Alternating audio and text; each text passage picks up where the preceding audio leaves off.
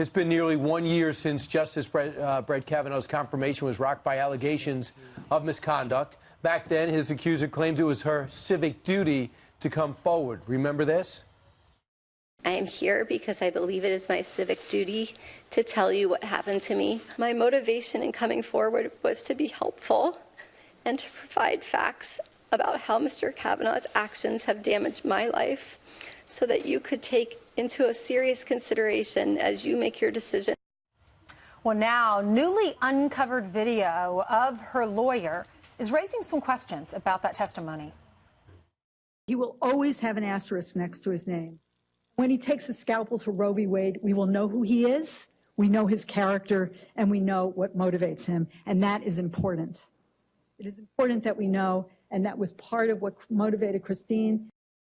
Our next guest was the first to report on that, and it's all in his new book, Search and Destroy, Inside the Campaign Against Brett Kavanaugh. Joining us right now is reporter for American Lawyer magazine and author Ryan Lovelace. He joins us from D.C. Ryan, good morning to you. Good morning.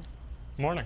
I know you have not spoken to Christine Blasey Ford, but you have found this video that was on a website for the last 5 months where it talks, Deborah Katz, her lawyer, talks about motivation. So you're connecting dots. What does it all mean?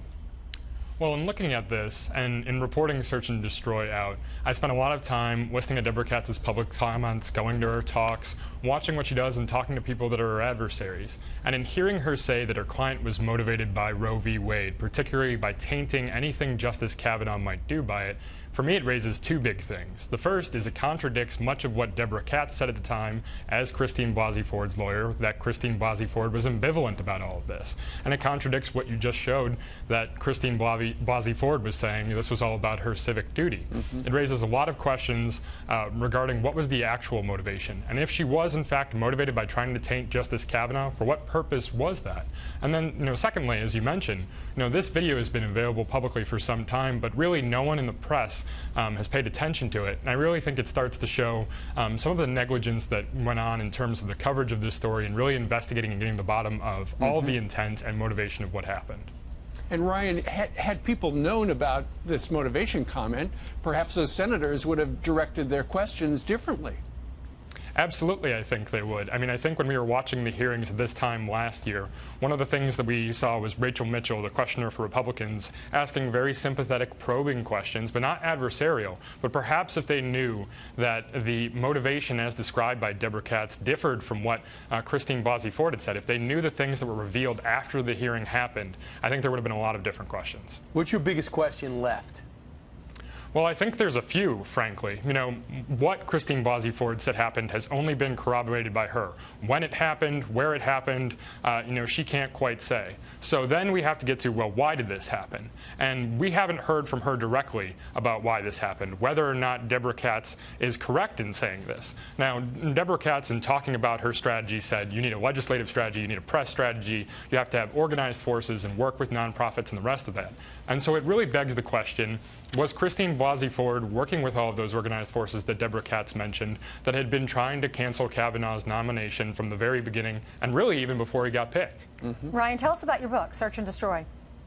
So I've been working on this now for several months, and we're about a year on from the hearings. And really what I've been trying to do is walk readers through, step by step, the organized forces that were out there, even before Kavanaugh's nomination, that rose up and tried to cancel this nomination. There's a lot of attacks on the legitimacy and the authority of the court, and that's why people were willing to speak to me. Because people on the left have said that Justice Gorsuch sits in a stolen seat that belonged to Merrick Garland, President Obama's nominee, and now they're trying to put an asterisk next to Justice Kavanaugh's name. And I think it's important that people understand precisely what that means and the kind of attacks on the legitimacy and authority of the court that entails. I'm just wondering, too, if the Republican Party wasn't able to come together on this, if it would have fallen apart, because Kavanaugh has roots with the Bush administration, who's picked by the Trump administration, and it kind of galvanized any anti-Trump force were willing to rally because he had a more traditional Republican background. Don't you think that played a role? I think it did. And in talking to folks, what you really hear also is that this was one of the most things, the Supreme Court nominations have been a galvanizing and uniting moment for conservatives and Republicans writ large. But we really saw towards the end of the process, when Michael Avenatti stepped forward, that was a moment at which, Republicans and conservatives kind of got their spine back and then really stepped up and kind of came together. And had that not happened, we'd be in a much different place right now, I think. All right. Ryan Lovelace's brand new book is called Search and Destroy: Inside the Campaign Against Brett Kavanaugh. Ryan, thank you very much. Thanks, Ryan. Thank you.